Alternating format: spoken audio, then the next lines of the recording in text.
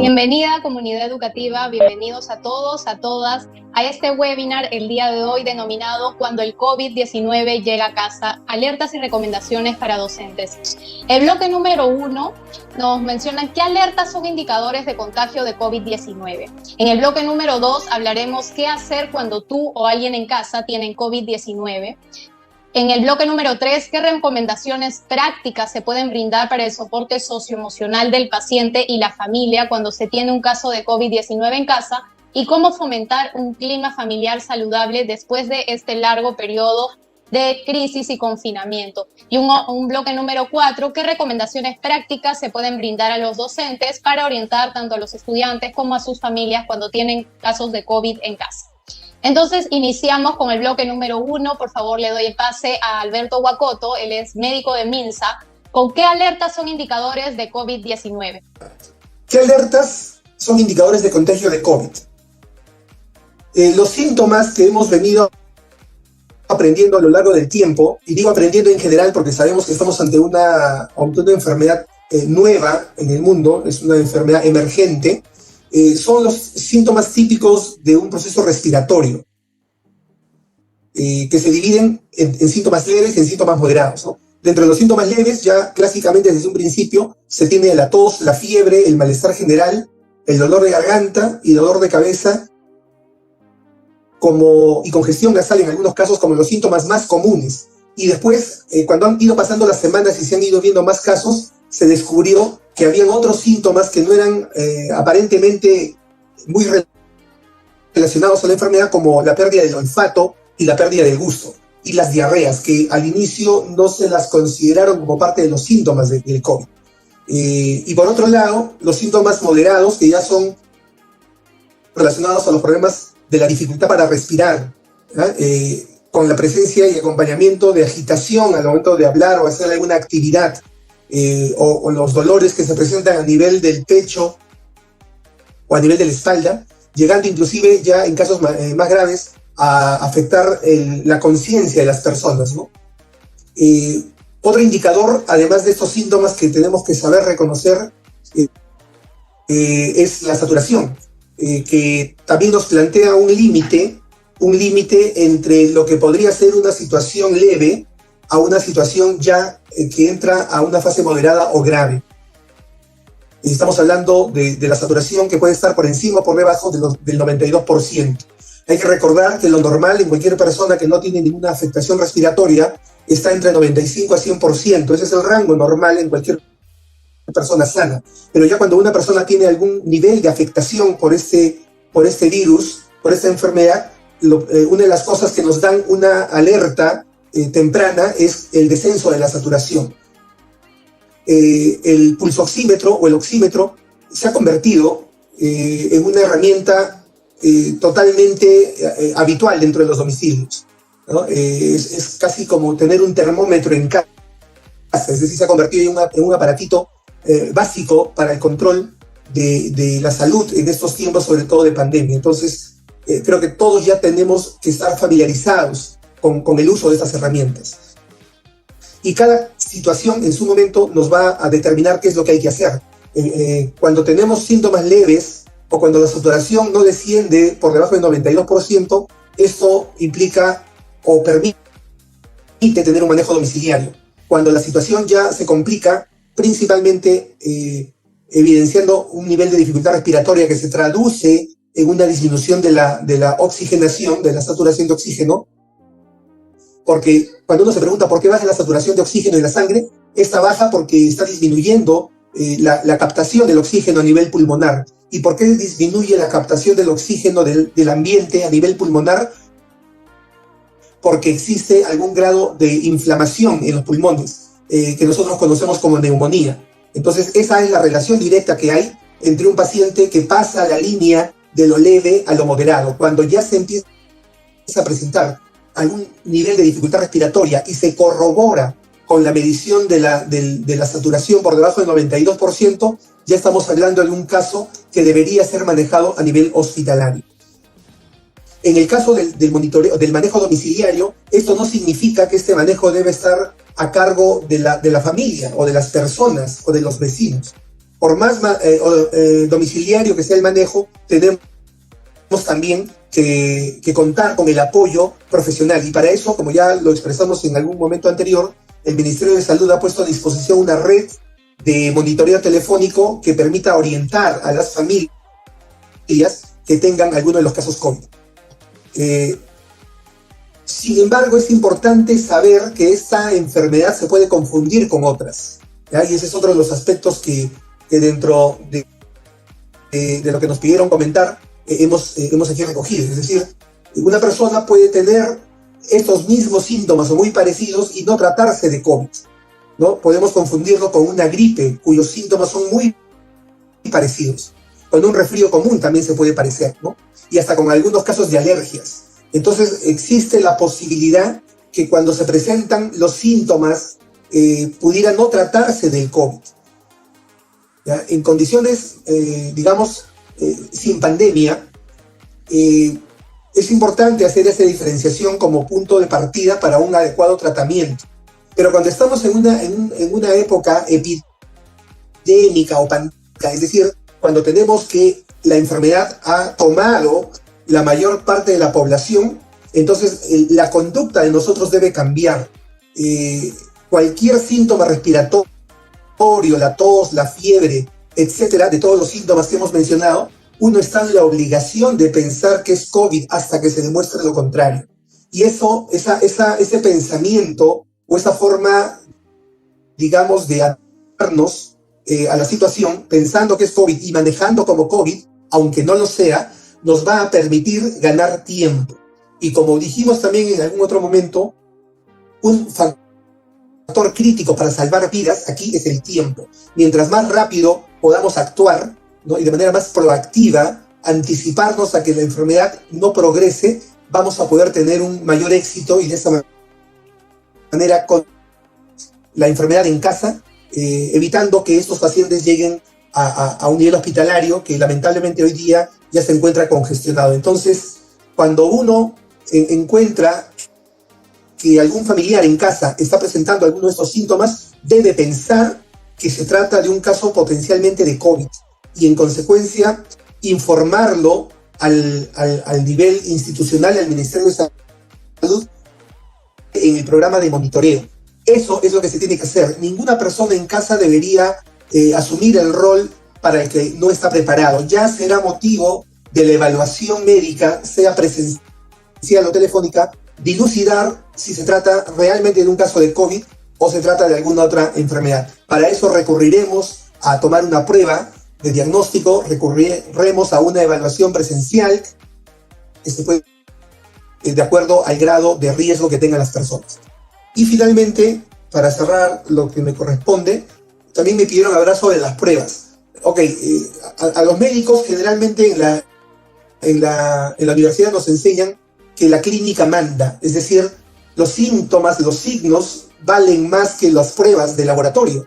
Las pruebas a veces solo son una referencia, son una herramienta de apoyo. Lo que realmente determina qué es lo que hay que hacer es la evaluación médica de los síntomas y de los signos que presenta la persona y la evolución de estos. Sin embargo, hoy día, en estos tiempos, las pruebas se han convertido en una herramienta muy útil para poder hacer un mapeo donde están concentrándose más los casos. Y tenemos a la fecha tres pruebas, ¿no? Al inicio de la pandemia, recordarán, solamente disponíamos de 2 pruebas, la llamada prueba rápida. Hoy día tenemos una tercera prueba que es la prueba de antígeno. La única diferencia, para no entrar en muchos detalles, porque finalmente quien decide cuál prueba es la que se debe hacer el paciente es el profesional que lo evalúa, ya sea telefónicamente o ya sea presencialmente. La PCR, llamada también prueba molecular, o la prueba de antígeno, estas 2 pruebas tienen como característica que se deben usar en el momento que activa, es decir, cuando estamos presentando síntomas. En esa etapa, que generalmente dura 1 semana a 10 días, es en donde estas pruebas van a dar positivo, ¿ya? Si uno le toma la prueba molecular o del antígeno a una persona que ya pasó los síntomas, lo más probable es que salga negativa, y eso no significa que no tuvo la enfermedad. Y a eso equivocadamente le llaman falsos positivos o falsos negativos. No. el momento correcto. Y el caso de la prueba molecular y de la prueba de antígeno es el momento de los síntomas, cuando la persona está con toda la sintomatología. La única diferencia entre ellas, porque ambas son pruebas de hisopado, nasofaringio, es decir, van a introducir un hisopo en la nariz para tomar una muestra. Ambas, lo único, y en la faringe, la diferencia es el tiempo de duración. La prueba molecular generalmente dura 24 a 48 horas en dar la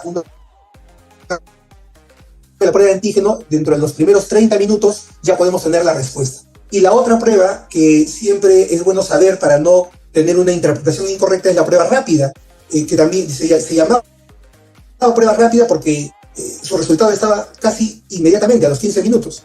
Pero no olvidar que la prueba de antígeno también sería una prueba rápida, por eso el término podría confundir. La prueba serológica es esa que se toma una muestra de sangre del culpejo de dedo y evaluamos en 15 minutos su resultado. A diferencia de las dos anteriores, esta prueba serológica, vamos a llamarla así mejor para no confundirla, se aplica cuando ya los síntomas han pasado. Cuando los síntomas han pasado, ¿por qué? Porque esta prueba lo que mide son anticuerpos, los anticuerpos que genera el sistema inmunológico del paciente. En cambio, la prueba molecular y la prueba de antígeno lo que miden son los virus. Es ahí la diferencia, y espero que con eso podamos estar resolviendo muchas dudas que se han tenido a nivel población, sobre todo, de por qué una prueba es mejor que la otra. No es que sean mejor, sino que cada una tiene su momento, y de acuerdo al momento en el que la aplicas, vamos a tener un resultado más adecuado. Es bueno decir que todas estas pruebas tienen una alta eficacia en detectar lo que tienen que detectar. Bueno, eso es por el momento en este primer bloque lo que quería comentarles. Perfecto, muchas gracias, doctor Alberto Huacoto del MINSA. Está con nosotros también Nora Sánchez, ella es psicóloga del MINSA. Por favor, Nora, ¿qué alertas son indicadores de contagio de COVID-19? Sí, bueno, aquí hay que considerar algo que es importante, ¿no? Yo creo que muchas veces las creencias, ¿no? Y las formas de comportarnos van a ser algún indicador, ¿no? De este posible contagio, ¿no? Entonces, yo creo que ahí nosotros tenemos que considerar, como decía el doctor, las pautas, las formas de prevención para el COVID, ¿no? Y bueno, aquí voy a presentar información. Vamos a ver. Ahí, ¿sí? ¿Se ve? ¿Se ve la diapositiva? Ya está. Entonces, como decíamos, ¿no? Hay una serie de situaciones que tienen que ver mucho con el tema de algunas creencias y, bueno, las formas de comportarnos y que hemos venido observando durante todo este año de restricciones que nos han llevado al confinamiento, ¿no? Entonces, yo creo que hay que considerar algo importante que va a depender mucho de nosotros mismos. En el tema de las conductas, que es reflejo un poco de lo que vamos pensando, ¿no? El tema de las visitas a los familiares. Si bien es cierto, esta es una forma de contactarnos, de mantener este vínculo con estas personas que son importantes para nosotros, pero es una forma de un posible o indicador de contagio, ¿no? Entonces, de repente es utilizar otras formas para contactarnos, ¿no? Tenemos las videollamadas, hoy en día se han abierto un sinnúmero de plataformas o de formas ya virtuales de poder mantener el vínculo, ¿no? Es una forma de mantener el afecto, pero de una manera diferente. Igual, el tema de frecuentar reuniones con amigos o salir a fiestas, ¿no? Lo que vemos en las noticias muchas veces es las famosas fiestas COVID, ¿no? Y no solamente adolescentes, sino también personas adultas que lamentablemente con estas conductas infringen las pautas para evitar el contagio y pueden llevar el virus a casa. Ahora, también está mucho que ver relacionado con el tema de los espacios o los lugares asignados, ¿no? Si bien es cierto, durante todo este año se han dado varias restricciones y algunas de ellas ya se han levantado, como por ejemplo ahora, ¿no? Que uno puede ir al centro comercial, están los patios de comidas, de repente los mercados, que tienen un aforo reducido. La idea de haberse levantado estas restricciones es por el tema de satisfacer necesidades básicas, ¿no? O sea, no es que haya, estoy aburrido y me voy al centro comercial y me pasaré 3, 4 horas, o de repente, no sé, ¿no? Veía yo una entrevista la semana pasada, le preguntaba a las personas qué está haciendo ahí en el centro comercial, estoy buscando las ofertas, ¿no? Entonces, cómo estas conductas nos ponen en riesgo, no solamente a nosotros, sino a las personas que tenemos en casa. Y esto está también relacionado con el tema de realizar una adecuada desinfección de alimentos, no solamente por el tema del COVID hoy en día, sino en general, por evitar algún tipo de infección, sino también el adecuado lavado de manos, agua y jabón durante 20 segundos. Y aquí algo que es importante son los implementos que entran a casa, ¿no? Dentro de las pautas que se da o los protocolos que nosotros manejamos es tener espacios específicos en casa para cuando yo llego de la calle y poder de repente desinfectarme o retirarme ciertas prendas antes de propiamente entrar a mi casa. El tema de la cambiado de zapatos o de repente tener algún espacio donde yo me desinfecto, me quito la ropa. Muchas personas utilizan estos protectores y ahí también hay que tener cuidado con eso porque a veces nos da la falsa seguridad de confianza. Uso mi protector y ya, no me preocupo por eso. No, igual yo tengo que tener en cuenta y cuidado con estos implementos para poder entrar a mi casa, ¿no? La adecuada desinfección de ellos. Y yo creo que también aquí es el ser tolerante con las reglas o esta forma de actuar, ¿no? Temeraria. Si bien es cierto, tenemos un año de estas reglas, de estas pautas que nos han impuesto de alguna manera, yo creo que aquí es importante considerar que no es que yo estoy encerrado, no es que no me van a dejar salir o están yendo en contra de mis derechos, que muchas veces escuchábamos cuando se iban poniendo las restricciones con el tema del distanciamiento o el distanciamiento social obligatorio, ¿no? Sino que en realidad es una forma de que yo sigo cuidándome, ¿no? Verlo desde un punto de vista de que mantengo segura a mi familia, de que disminuyo la probabilidad de contagiarme del COVID. Y como decíamos al inicio, ¿no? Estas conductas reflejan un poco a veces las ideas o las creencias que tienen las personas, ¿no? Estas frases de que nunca nos vamos a contagiar o este virus no existe, que al inicio de la pandemia un poco como que la gente dudaba de que en realidad este virus existía y cómo es que afectaba y viene afectando a nuestra población, o que de repente a veces solo salgo con 3 amigos, como que son mis 3 amigos de confianza y como que estoy con ellos y no me va a pasar nada o no me voy a contagiar. Y de repente esa sensación de confianza hace que yo me quite la mascarilla, solo con ellos, porque son mis amigos o los más cercanos. Pues igual, o sea, es no confiarse porque lo más probable es que, así como lo hacen contigo, de que se quiten la mascarilla, puede ser que se quiten la mascarilla con otras personas y es definitivamente un indicador de un contagio muy alto de COVID, ¿no? Y esto también, ¿no? El que ya me contagié y no volveré a contagiarme, pues no tiene que ser así, ¿no?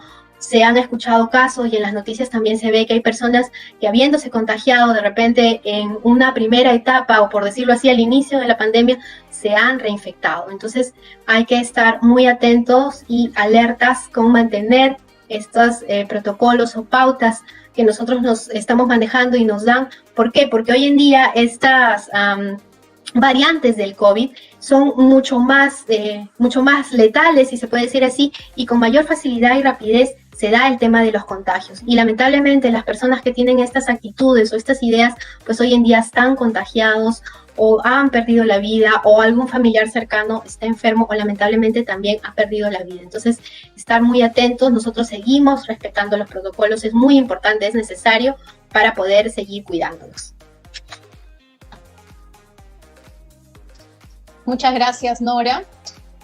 Quiero por favor invitar a los que nos están acompañando en este webinar que ingresen, hay una encuesta, hay un link en la descripción de este webinar, en los comentarios también lo pueden encontrar. Es una encuesta que nos da a nosotros información para también futuros webinars, ¿no? Agradezco a Nora, a Alberto por este primer bloque. Vamos a ingresar ahora a nuestro bloque número 2.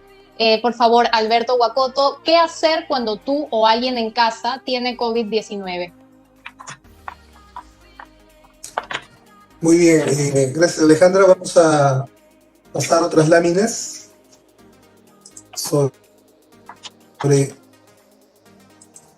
algunas recomendaciones. En realidad el Ministerio de Salud ya aprobó este año una norma técnica que nos orienta cómo es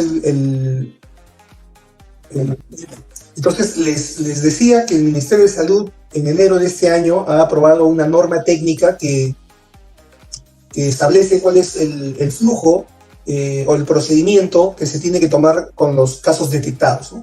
El primer punto empieza con hacer una evaluación del caso sospechoso de COVID. Y esto se puede hacer de 3 maneras, ¿no? Estamos hablando a nivel domiciliario. Primero a través de una teleconsulta, es decir, una consulta telefónica, un monitoreo telefónico por los números accesibles, que son el 113 o este número de WhatsApp o el correo de Infosalud, donde tenemos que notificar a la autoridad sanitaria la existencia de un posible caso de COVID. Todas las personas en sus casas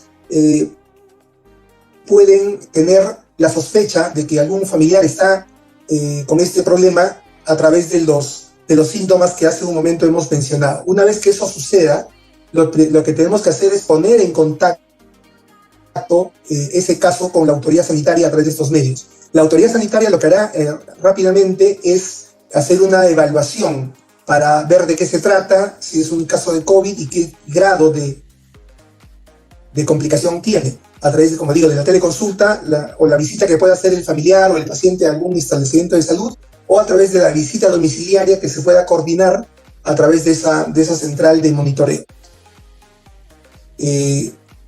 Si en la evaluación se ve que se trata de un caso que no es COVID, entonces el paciente queda allí, no se sigue el manejo, pero si se identifica que existe algún síntoma que pueda sospechar del COVID, entonces entra a lo que llamamos el circuito IRA, o sea, la infección respiratoria aguda por COVID. Y es allí donde se hace la evaluación, repito, ya sea telefónica o presencial, sobre la gravedad.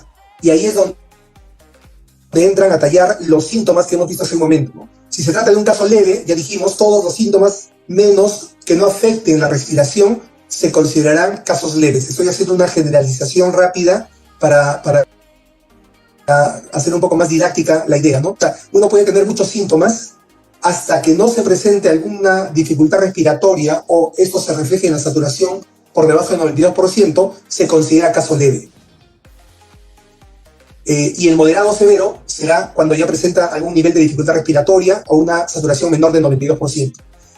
Para el caso moderado y el severo, allí no hay nada más que hacer que manejarlos hospitalariamente. Cualquier tipo de manejo domiciliario de estos casos no tiene un buen pronóstico, entonces no tiene mayor sentido arriesgarnos a eso.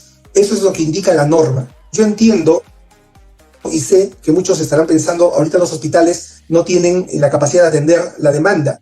Sin embargo, estamos tratando de plantear qué es lo que se tendría que hacer. Evidentemente, al final voy a hacer algunos comentarios también de cómo manejar algún caso moderado en casa cuando la realidad así lo exige, pero principalmente o inicialmente estoy tratando de plantear cómo la norma lo indica. Y en los casos leves, el procedimiento es el aislamiento, ¿ya? Entonces, si se detecta, ya sea con prueba o sin prueba de que estamos ante un caso de COVID, lo recomendable es aislar al paciente. Si hay las condiciones de aislarlo en el domicilio, entonces el paciente tendrá que estar en una habitación separado de las demás personas, ¿ya? Eso es lo que se recomienda hacer. Y en esas condiciones de aislamiento podremos ya proceder a hacer la prueba de diagnóstico para confirmar o no la situación de COVID, ¿no? Pero lo primero que hacemos es aislar al paciente sospechoso, ¿ya? Y hacerle un seguimiento telefónico para ver cómo está la evaluación. Ya sabemos que en el 97% de casos la evolución de un caso de COVID cursa hacia una evolución favorable. Solo estamos hablando de un 3 a 4% de pacientes que se pueden complicar y puedan llegar a hacer fases moderadas o severas, ¿no? Ahora, ¿de qué depende que un paciente no progrese a una fase moderada o severa? Muchas veces depende del manejo que podamos hacer correcto en la casa, como es, repito, el aislamiento, la alimentación es fundamental. Recuerden que actualmente no existen medicamentos para eliminar al virus. Lo único que hacemos es fortalecer el sistema inmunológico, es decir, la cura está dentro de nuestro propio cuerpo. Y entonces, ¿de qué manera se puede hacer para que el sistema inmunológico tenga mayor capacidad de neutralizar la infección? Uno, teniendo una dieta hiperproteica, es decir, tenemos que incrementar el consumo de carnes, ¿no? Todas las carnes que podamos, de menestras, donde hay una cantidad de proteínas importante. La hidratación es otro aspecto sumamente valioso. Cada persona debería tomar entre 1,5 litros a 2 litros de agua adicional a sus alimentos, ¿no? Tener una jarrita a su costado para poder hidratarse mejor, porque entre la alimentación y la hidratación, todo eso va a proveer de insumos al organismo para que pueda producir sus propios anticuerpos. Y como un aspecto complementario, el consumo de frutas y verduras también porque de esa manera estamos entregando minerales y vitaminas al organismo. Eso y el reposo, estaba olvidando el reposo, es fundamental. Recuerden que el metabolismo, es decir, el funcionamiento del organismo, tiene que concentrarse solamente en la defensa del cuerpo. Entonces, distraer nuestro organismo en otras actividades pueden jugar en contra. Además que a veces puede haber algún grado de inflamación pulmonar que si nos ponemos a hacer alguna actividad podemos sentirnos rápidamente más agitados y cansados. Entonces, la alimentación, la hidratación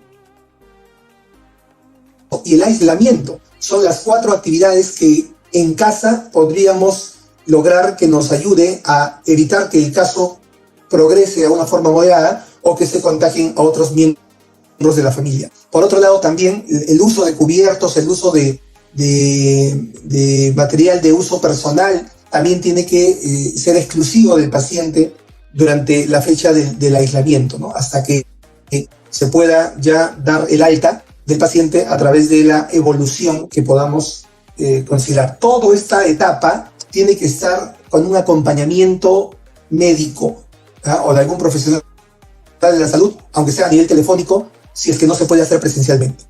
En el aislamiento, esto ya lo adelantamos, la licenciada Nora también ya lo indicó, es muy importante la restricción de visitas. Ustedes se preguntarán por qué han fallecido tantos médicos, tantas enfermeras, tantos policías, tantos militares, muchos de los cuales no han sido adultos mayores, ¿no? Es que lo que sucede, y espero que se entienda de esa forma, una de las causas que personas jóvenes y aparentemente sanas terminan falleciendo por el COVID es por la alta carga de virus, ¿ya? Eran personas que están continua y diariamente expuestas a otras personas y de esa manera su exposición a los virus era mayor, ¿ya? Imagínense ustedes que cada día entren 1000 virus, por poner un número cualquiera, ¿no? Entonces, un día entra 1000 virus. De repente, si te entran 1000 virus, eso no va a pasar de un caso leve. Al segundo día, otros 1000 virus más. Ya sigue siendo leve. Tercer día, 1000 virus más, y así sucesivamente. Entonces va a llegar un momento en que la cantidad de virus es tan alta que el organismo ya no tiene capacidad de defenderse, y a pesar de que no tenga una edad de adulto mayor o alguna enfermedad o alguna comorbilidad, la carga de virus, la cantidad es tan grande que termina afectando la vida de la persona. Eso tiene que ver con la exposición. Por eso es muy importante, como parte del manejo domiciliario, que si una persona en casa ya tiene una carga de virus que ha ingresado a su organismo, tratemos de que no ingresen más virus. Y eso pasa por no tener contacto con más personas, por no estar saliendo a la calle, como bien dijo la licenciada Nora, innecesariamente. Porque cada exposición es una carga de virus adicional que puede terminar complicando un caso que podría haber sido leve a terminar convirtiéndose en un caso moderado o un caso grave. Y para terminar, como ya lo dijimos hace un momento, ¿no? Hay muchas cosas que han cambiado y espero que ya hayan cambiado para siempre. Recuerden que esta no es la primera pandemia que sufrimos como humanidad y estoy seguro que no será tampoco la última. Así es que yo creo que si este mal ha llegado, tiene que dejarnos algunas lecciones. Y creo que una de ellas es entender que la salud es un valor que tenemos que cuidar por sobre todas las cosas, porque con salud podemos hacer todo, sin salud no se puede hacer nada. Y entonces tenemos que tener como parte ya de nuestro uso diario el termómetro. Bueno, el termómetro es un aparatito que ya creo todas las familias lo tienen, pero a eso tiene que sumarse el oxímetro, sobre todo en estos tiempos de pandemia, los tensiómetros, que ya no necesitas un personal de salud para que lo aplique, ¿no? Porque ya vienen tensiómetros digitales que te pueden controlar la presión.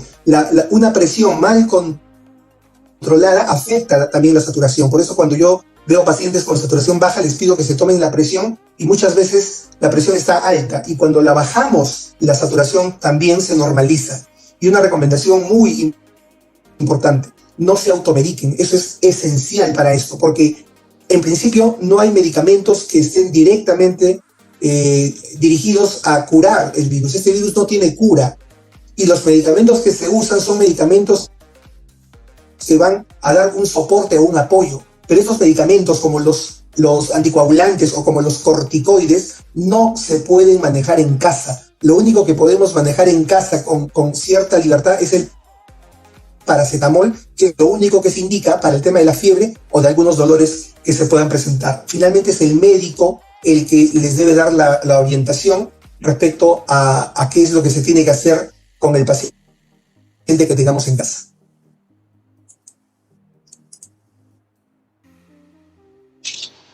Muchas gracias, Alberto. Nos ha compartido algunas indicaciones tanto para la atención domiciliaria en caso que haya alguna persona con COVID en casa, como el internamiento hospitalario. Y son recomendaciones que tenemos que seguir y también poder comunicarlas a las familias y a los estudiantes. Ingresamos ahora a un bloque número 3. ¿Qué recomendaciones prácticas se pueden brindar para el soporte socioemocional del paciente y la familia cuando se tiene un caso de COVID-19 en casa, y cómo fomentar un clima familiar saludable después de este largo tiempo de crisis y confinamiento? Vamos por favor con Nora Sánchez. Sí, a ver, ahí me escuchan. Ya estoy presentando las diapositivas. Entonces, a ver. Sí, yo creo que, como decíamos, es importante el poder cuidarnos, ¿no? Ustedes, docentes, son una pieza fundamental en este proceso, no solo de prevención, sino también de cuidado para las familias, porque muchas veces ustedes son la información más precisa, exacta, son el modelo a seguir o quienes van a orientar a nuestros alumnos, y en este caso, bueno, a las familias también, a sus alumnos y las familias. Entonces yo creo que primero nosotros tenemos que empezar por nosotros mismos, ¿no? Si bien es cierto, son docentes, pero yo creo que también tienen el rol, muchos son papás, son tíos, son hermanos.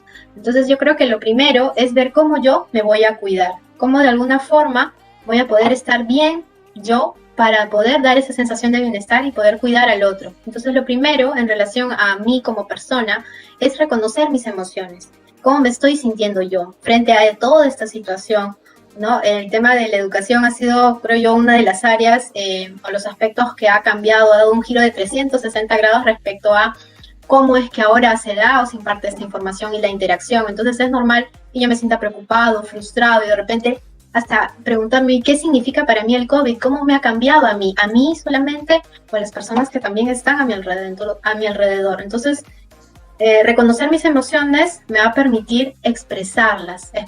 ¿Para qué? Para poder compartir y darme cuenta que no soy solo yo el que está sintiéndose frustrado o incómodo o triste o desanimado, sino que también encontramos a otras personas que tienen similares emociones. Y yo creo que este espacio lo podemos encontrar con amigos, con familiares, con los mismos colegas, ¿no?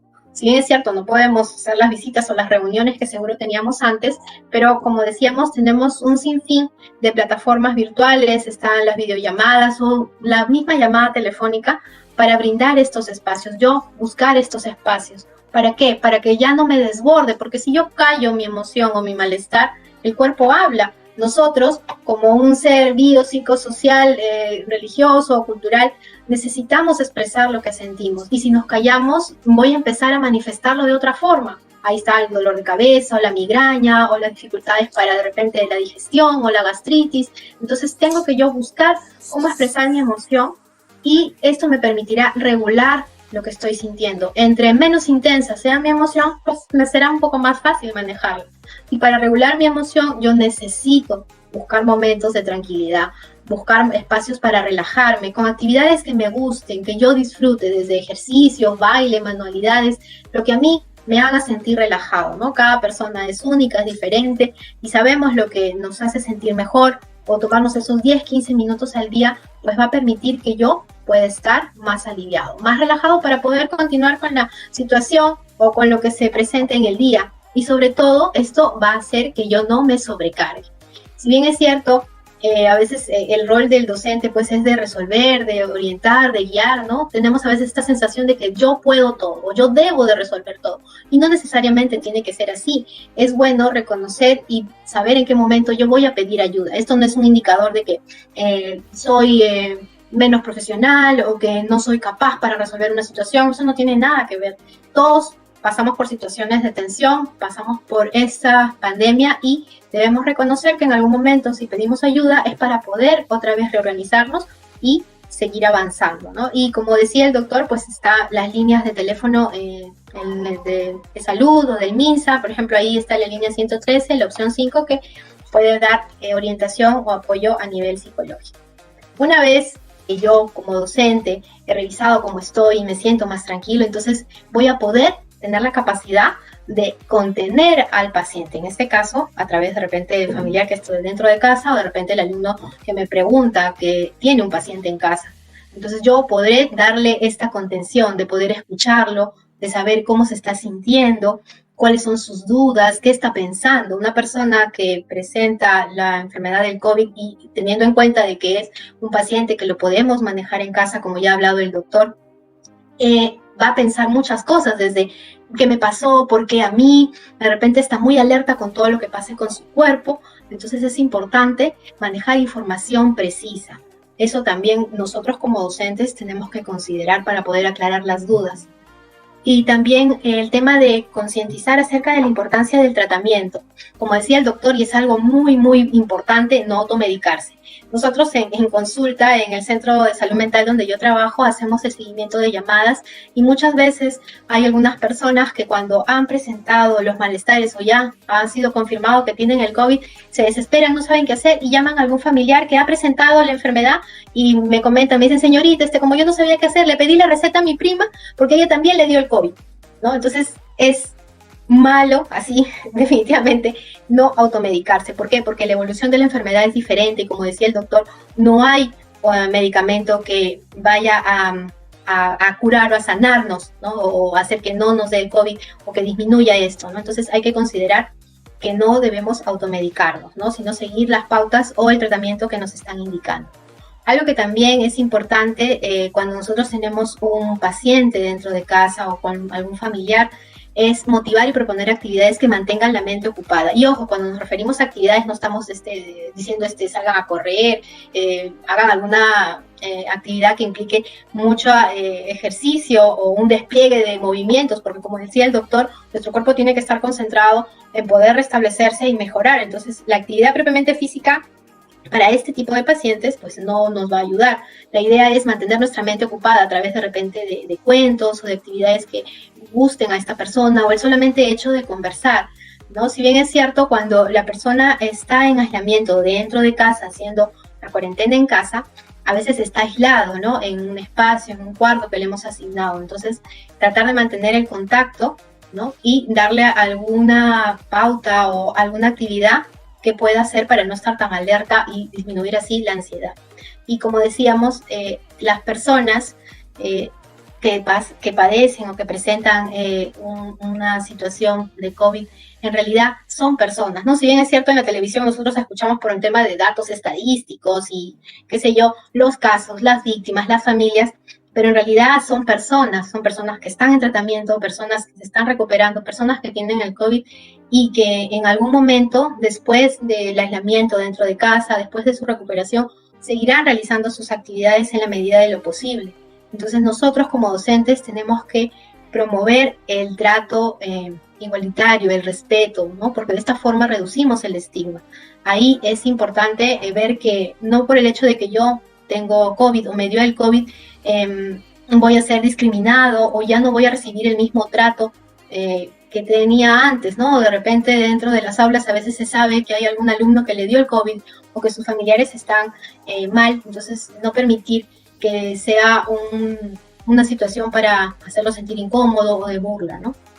Y como decíamos, mantener la comunicación, el vínculo va a ser muy importante a través de notas, de dibujos o de repente de llamadas, ¿no? A veces dentro de algunas casas que viven varias familias o que de repente es un espacio multifamiliar con varios pisos, no voy a ir yo, pero sí puedo llamar o mantener el contacto a través de los mensajes o las videollamadas, porque el estado emocional va a ser muy importante, está relacionado con el sistema inmunológico y yo creo que en este proceso, cuando tenemos un paciente o un familiar con COVID, va a ser fundamental seguir sintiéndose querido, seguir sintiéndose que sigue siendo esa persona y que no es el virus.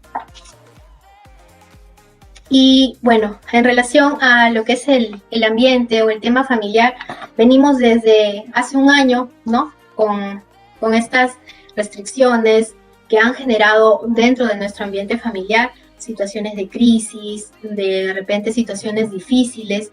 Yo creo que aquí lo importante es poder identificar, ¿no? ¿Qué nos ha generado la dificultad? ¿Cuáles han sido las circunstancias? Poder identificarlas, ver cuánto nos ha afectado y también poder ver cómo yo encuentro una solución frente a esta situación, ¿no? Tenemos todo un año, como les digo, entonces yo creo que aquí sería importante realizar una autoevaluación, ¿no?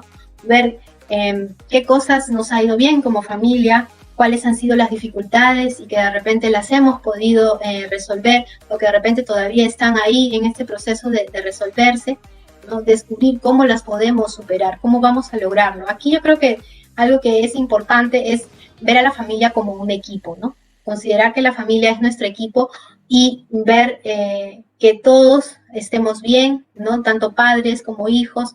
¿Para qué? Para que podamos encontrar nuestras estrategias. Cada familia es un sistema único y diferente que va a tener sus fórmulas y sus formas de cómo resolver y sobrellevar la situación. Hemos pasado todo un año y yo creo que es la oportunidad de ver cómo hemos crecido, qué hemos mejorado y sobre lo que vaya presentándose, pues también seguir manejando la situación.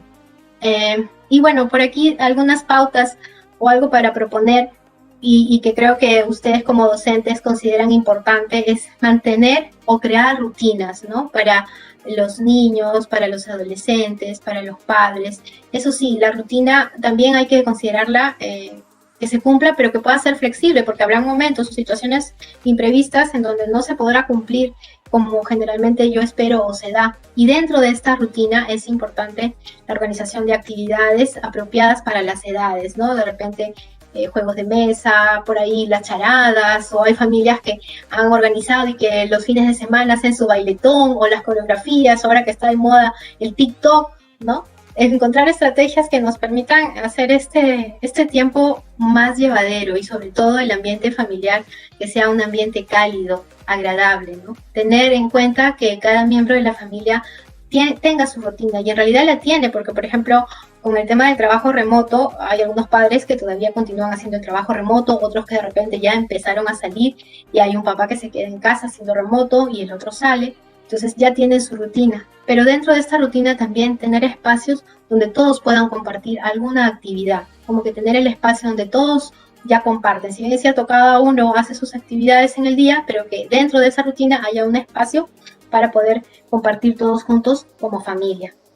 Y también considerar que los niños y los adolescentes ante esta situación de pandemia creo que han sido los más afectados por el tema del contacto social. Entonces, si nosotros vemos o identificamos algún tipo de preocupación, pues abordarla juntos, ¿no? Conversar, tener espacios donde podamos expresar y preguntar cómo se están sintiendo, qué es lo que les preocupa, siempre aclarando las dudas con información de fuentes confiables. Y lo que decíamos acá, tener espacios entre padres e hijos, con la pareja y conmigo mismo.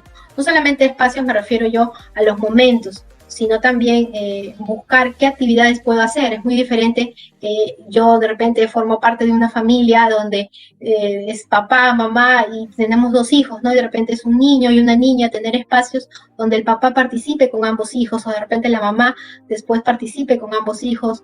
¿Por qué? Porque las necesidades son diferentes en el tema de edades y en el tema también muchas veces de si es un niño, una niña, un varón o una mujer.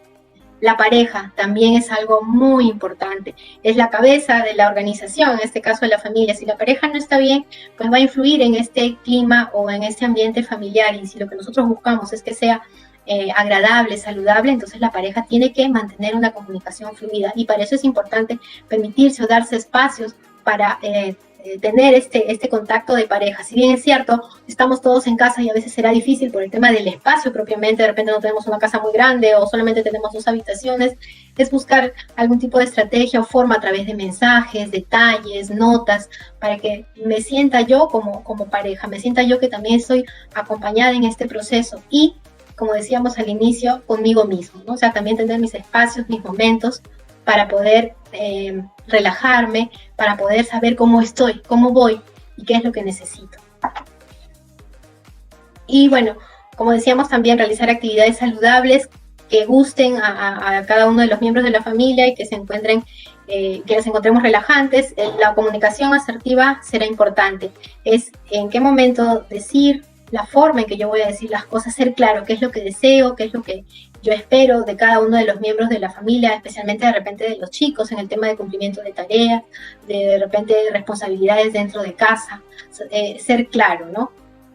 Realizar críticas constructivas, ¿no? Siempre señalar lo bueno, lo positivo de lo que yo pedí o de la actividad que se realizó y sugerir, no decir, mira, es excelente cómo has hecho tu tarea, mira, ¿qué te parece si la próxima vez de repente ponemos, no sé, una leyenda o un dibujo al final de la tarea, ¿no? Entonces yo hago la crítica pero constructiva, que se sienta la persona reconocida. Igual pasa con el tema del adulto, ¿no?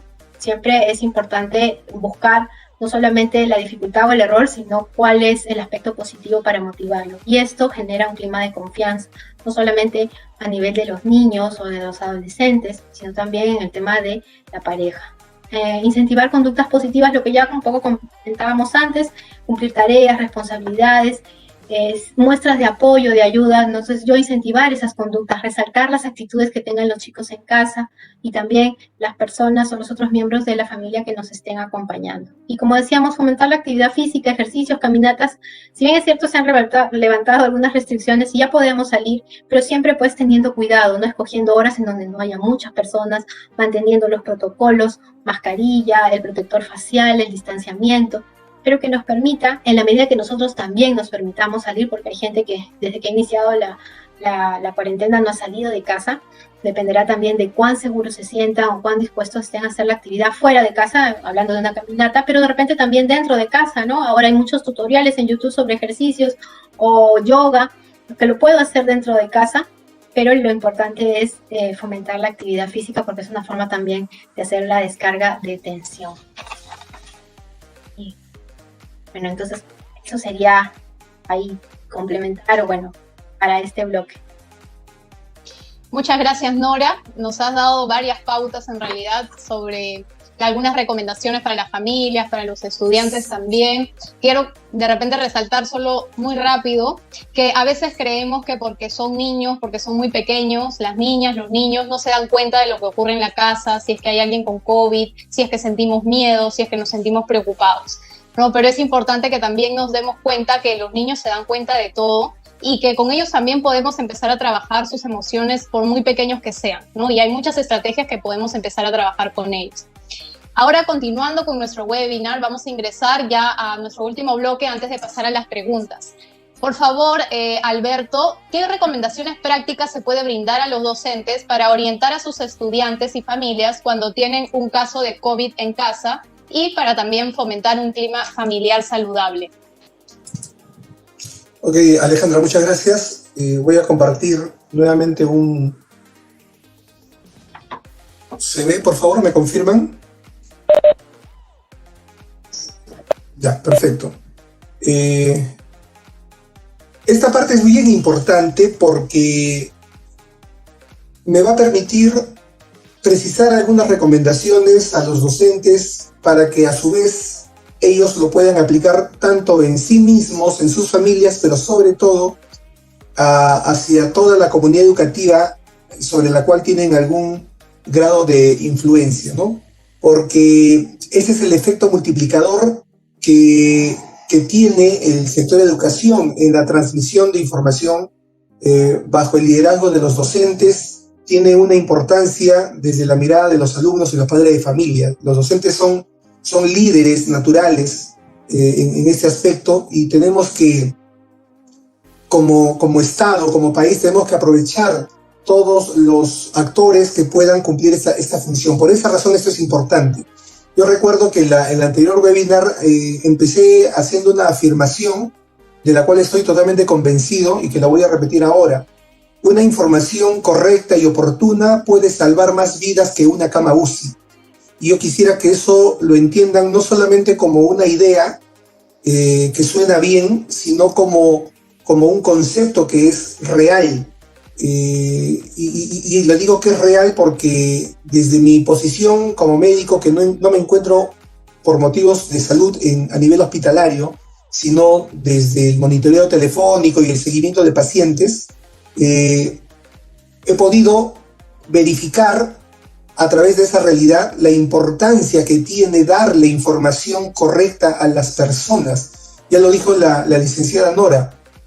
Somos seres no solamente biológicos, también somos seres psicológicos y sociales. Así definió la salud la OMS en el año 1948. La salud es el completo bienestar biopsicosocial y no solo la ausencia de la enfermedad. Entonces, una información oportuna, bien dicha, claramente expresada, puede evitar que una persona llegue al hospital en una estadio muy tarde. Ese es el gran rol y el reto que tenemos los que no estamos en la primera línea, pero que estamos en el otro escenario también luchando para ver de qué manera podemos contribuir. Entonces, las recomendaciones que yo pido a toda la comunidad educativa, a los docentes, que a partir de hoy, que ya empezaron las clases virtuales y a través de todo el tiempo que se pueda, se informen correctamente de este tipo de cosas para que puedan ustedes también dar un primer nivel de orientación. Y nos referimos a las 10 recomendaciones básicas que desde el Ministerio de Salud venimos promoviendo desde el principio, que es primero el uso de barreras protectoras, barreras físicas. Y no hablo solo de mascarilla, como dijimos, hablamos de las caretas faciales, hablamos de los lentes, en caso se puede usar. Hablábamos en esta oportunidad que no se trata solo de decir que usen mascarillas correctamente, sino hay muchas preguntas más que se desprenden, porque si yo no uso una mascarilla adecuada, pudiera ser que estoy usando una mascarilla que no me está protegiendo, y me refiero al tiempo de duración que tiene una mascarilla, a cómo, si se puede lavar o no se puede lavar, si se puede reusar o no se puede reusar. En aras del tiempo no voy a profundizar mucho, solamente indicarles que las mascarillas existen básicamente dos tipos, las que se pueden lavar y las que no se pueden lavar. Las que se pueden lavar, que son las mascarillas de tela, las podemos lavar y reutilizar una cantidad de veces. Y las mascarillas quirúrgicas, que son como las que vemos ahí en las imágenes, o las N95, que también son otras mascarillas que yo recomiendo no usar a nivel comunitario, porque esas se necesitan usar más a nivel hospitalario, pero estos dos últimos tipos de mascarillas no se pueden lavar. Entonces, la pregunta es, ¿hasta cuánto la puedo usar?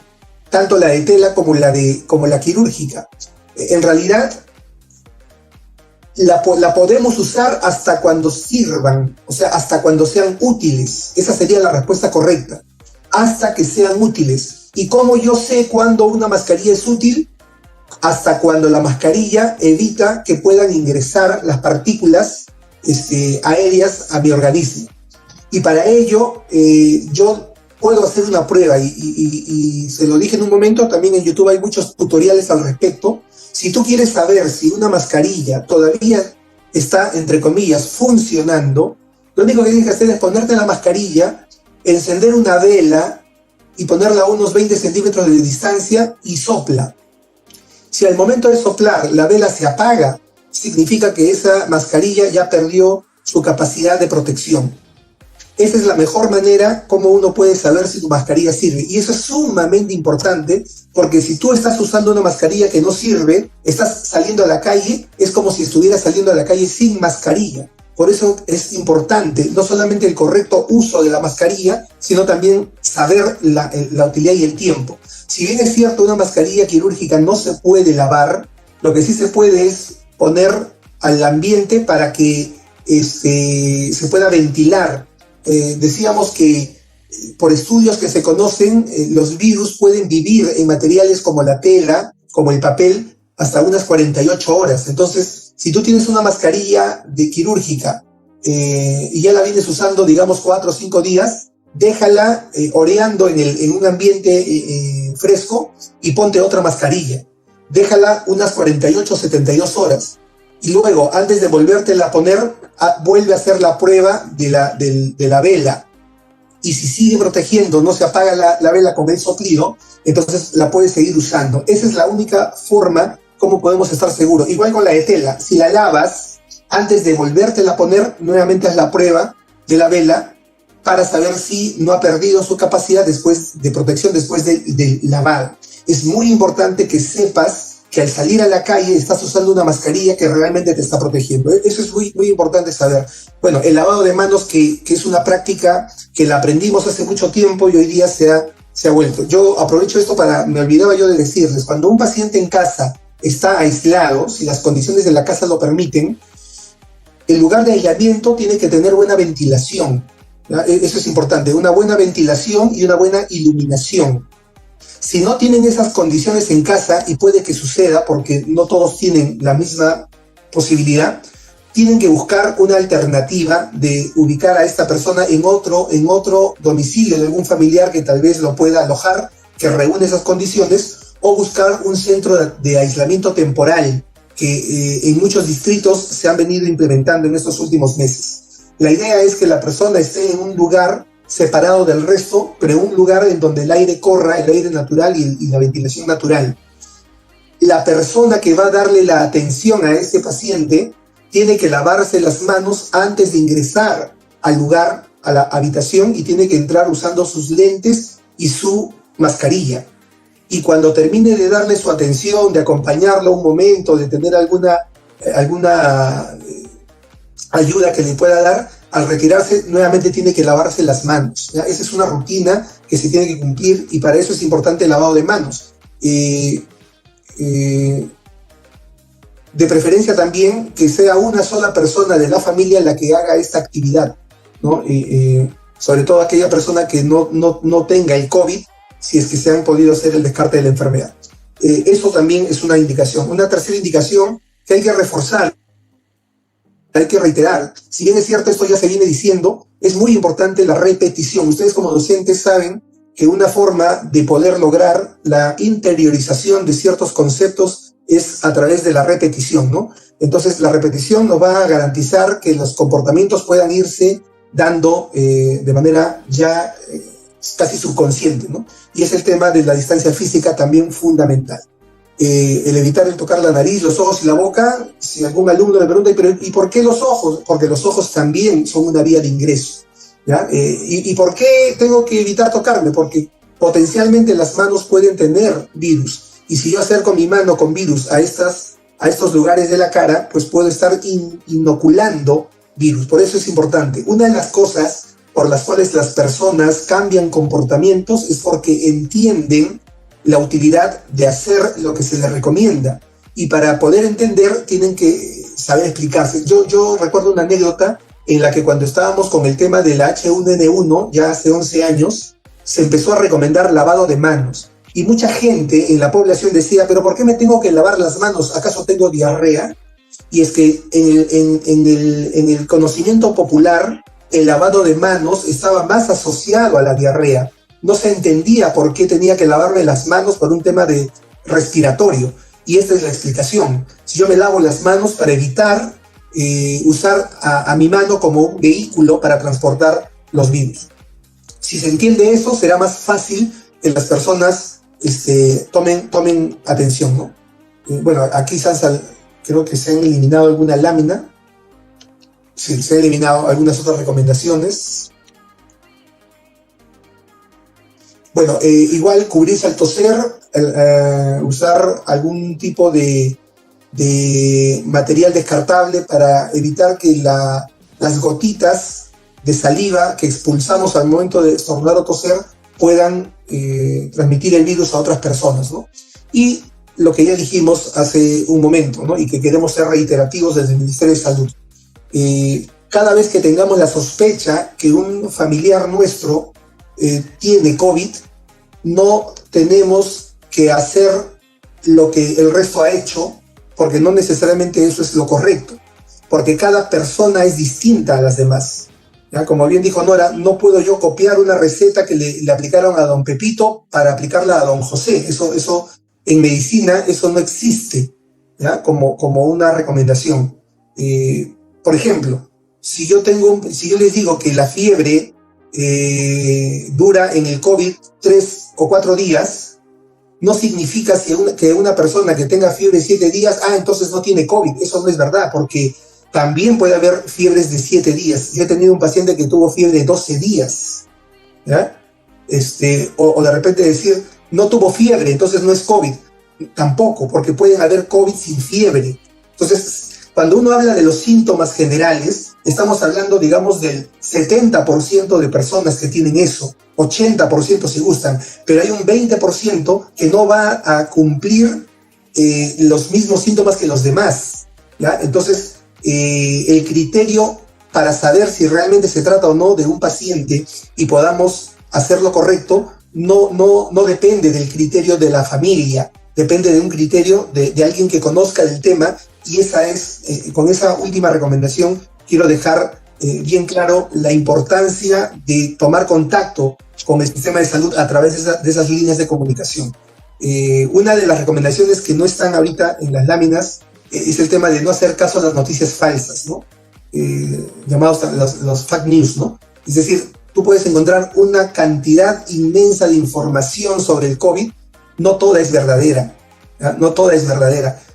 Si vas a buscar información, si vamos a ser autodidactas, que también es una opción, busquémosla en documentos oficiales, en portales institucionales. Creo que esa sería la mejor manera de actualizarnos, porque hoy día yo les doy cierta información, pero de aquí a un mes tal vez hayan cosas que cambien. Entonces tenemos la obligación de poder actualizar constante y permanentemente la información que tenemos, sobre todo porque al ser docentes seguramente vamos a tener esa capacidad de transmitir información a otras personas. Bien, espero con eso haber ayudado y ya quedaría listo para las preguntas. Muchas gracias, doctor Alberto Huapoto. Continuamos con Nora. Por favor, algunas recomendaciones prácticas que le puedas brindar a los docentes para orientar a los estudiantes, a las familias, en caso tengan un caso de COVID en casa, y también se pueda fomentar ese clima familiar saludable.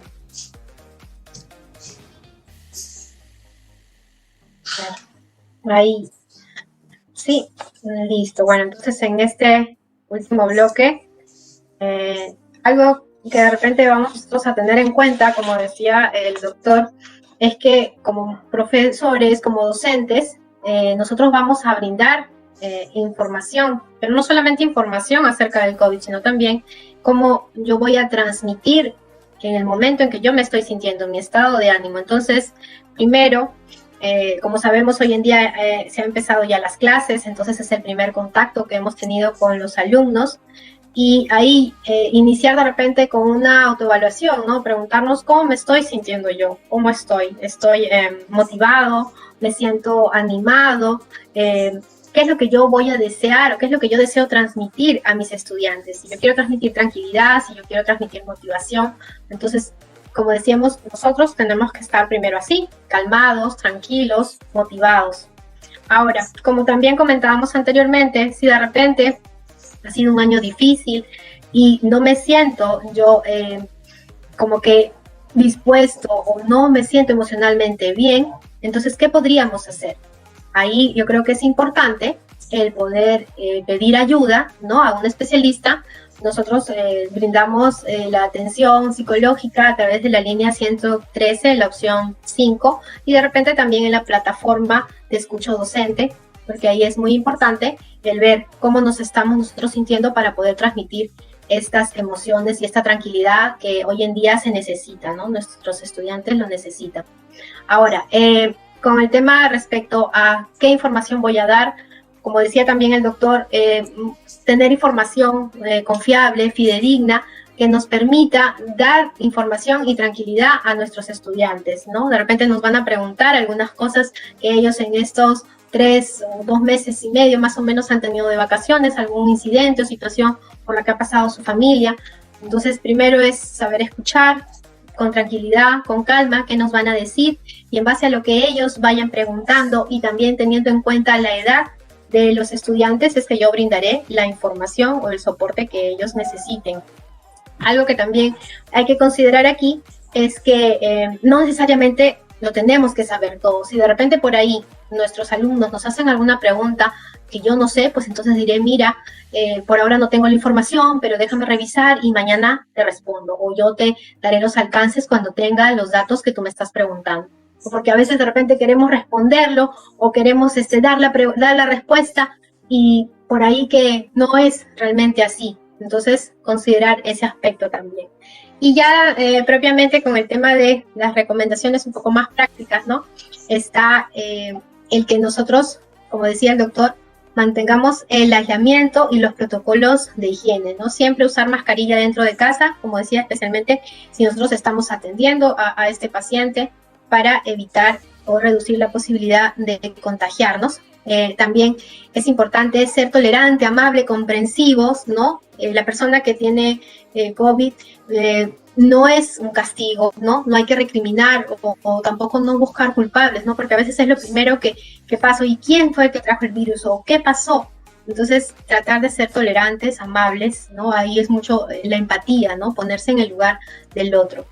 Luego, mantener el tratamiento de acuerdo a los síntomas que se estén presentando y brindar calma para no incrementar la tensión que ya de por sí nuestro familiar o la persona que está presentando el COVID ya tiene. Entonces, yo tengo que hacer que este ambiente se sienta en calma para poder seguir apoyándolo al paciente.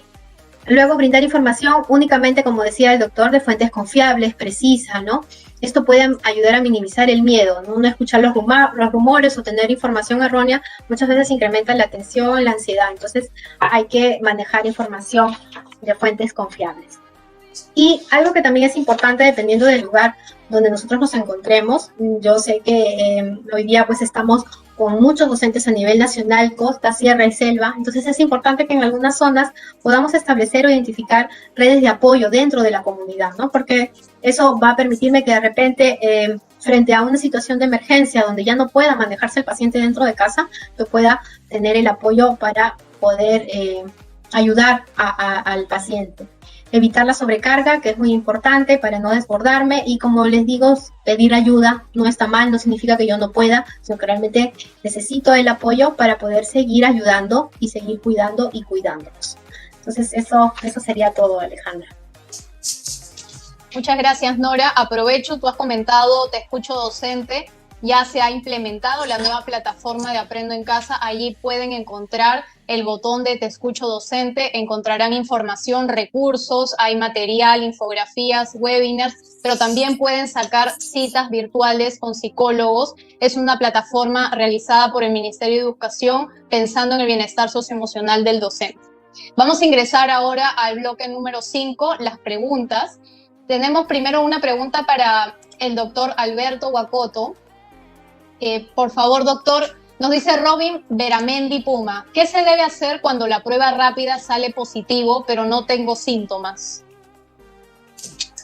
Gracias, Alejandra. Bueno, como habíamos explicado, la prueba rápida es una prueba que detecta un nivel de anticuerpos. Es decir, estas pruebas salen positivas cuando ya la enfermedad ha empezado a entrar en una segunda fase, que es la fase de las defensas, de los anticuerpos.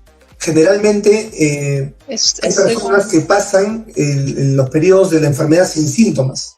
Entonces, si no tiene síntomas, significa que te ha salido una prueba positiva, una prueba rápida positiva, tal vez porque te han hecho una prueba de rutina, o sea, no porque estaban buscando enfermedad, sino como parte de los tamizajes que a veces se hacen. Entonces, si salió positiva a IgG, IgM, que son los anticuerpos que en este caso se presentan, no hay nada que hacer. Lo único que tienes que entender es que has tenido la infección, pero que ya estás en la etapa final, cuando ya estás en la etapa, cuando tu carga de virus ya es la menor dentro de tu organismo. Y lo único que tienes que hacer es mantener los cuidados de protección, porque a pesar de que has tenido ya la enfermedad, todavía potencialmente podemos volver a contagiar. Y además recuerden que hoy día ya es un hecho la reinfección. Generalmente el promedio de tiempo que una persona infectada o que ha tenido la enfermedad tiene la protección natural está entre 3 a 6 meses. Significa que pasado este tiempo podrías volver a reinfectarte. Eso ya es hoy día una realidad. Así es que con prueba, sin prueba, igual la recomendación es seguirse cuidando hasta que nos coloquen la vacuna y existan los datos suficientes que nos empiecen a decir las autoridades que ya tenemos que empezar a tomar otros comportamientos, ¿no? Gracias, doctor. 2 últimas preguntas para usted. ¿Pero qué pasa? Nos dice Elena Neira, ¿pero qué pasa si solo te da tos o solo tienes un síntoma? ¿Es posible que me haya contagiado o no? Y otra pregunta de Pedro Maza, estuvimos contagiados en mi familia con mi hijo, pero él todavía no recupera el olfato y ya han pasado 7 meses. Ya. Si solo tienes tos o solo tienes otro síntoma, claro que sí. te puedes haber contagiado. Y quien nos daría la confirmación de si realmente se trata o no se trata de un contagio es la prueba molecular o la prueba de antígeno, ¿ya? Si es que queremos tener la seguridad de que realmente hemos estado infectados y no se trata de otra enfermedad como un resfrío o una gripe o una faringitis, ¿no?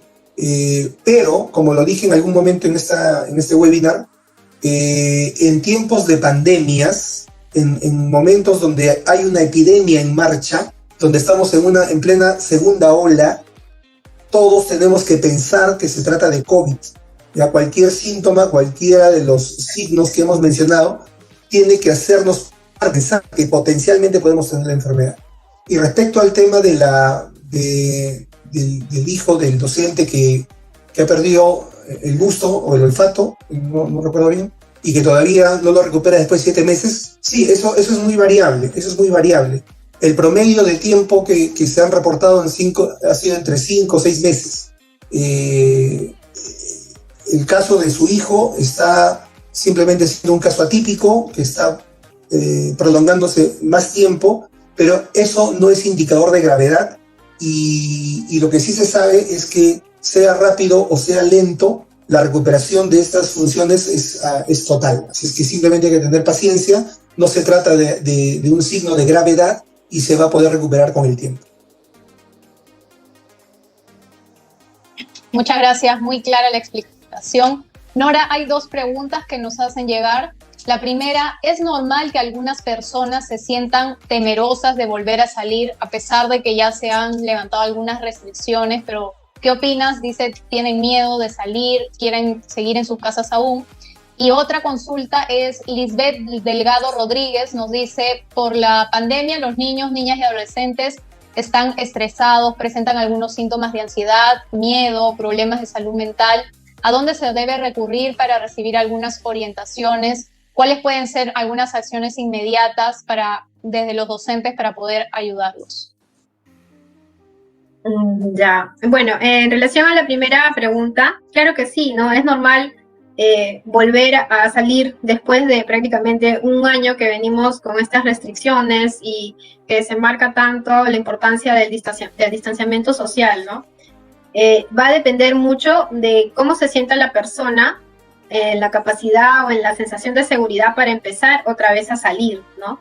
De repente, al inicio es normal el miedo y en las consultas, pues, pasa mucho esto, ¿no? Tengo miedo a salir, no quiero salir, ya me siento un poco tensa. Entonces, ahí lo que nosotros sugerimos es, uno, en la medida de que se sienta cómodo, puede ir saliendo, ¿no? De repente al inicio, no sé, pues a la puerta de la casa siempre con su mascarilla, su protector facial, y en la medida que vaya sintiendo la seguridad, pues poco a poco ir realizando estos espacios un poco más distanciados de casa, ¿no? Es normal, así como al inicio nos dijeron que nos quedemos en casa y todos nos pusimos tensos y en alerta de qué va a pasar y la sensación de incertidumbre, el reactivar estas actividades o el levantamiento de restricciones también genera esta sensación, pero con el paso del tiempo se espera que la persona vuelva a tener la confianza y la sensación de seguridad de poder salir, siempre manteniendo los protocolos para la prevención del COVID.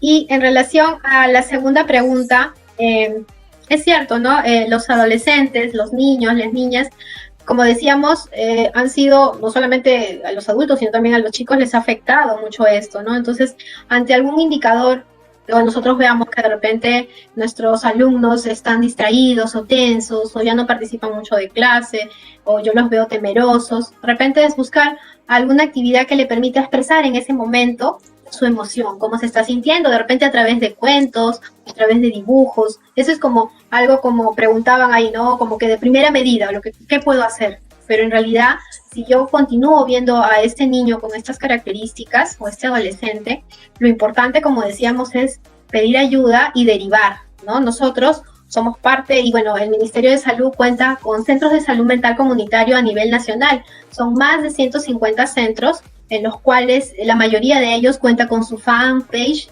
o el Facebook o el Instagram, y los puede encontrar, ¿no? Centro de Salud Mental Comunitario, y dependiendo del lugar en donde se encuentre, va a haber un centro de salud mental comunitario. Entonces, lo ideal es poder derivar o conversar con el familiar de este niño o adolescente y que acuda de manera hay algunos centros que atienden de manera presencial o también por seguimiento telefónico o llamadas virtuales para que pueda dar la orientación y el trabajo atender a estos niños o adolescentes, ¿no? Nosotros como profesores, ustedes como profesores, son, como dice, el primer paso de identificar estas dificultades que puedan estar presentando los chicos a nivel de salud mental.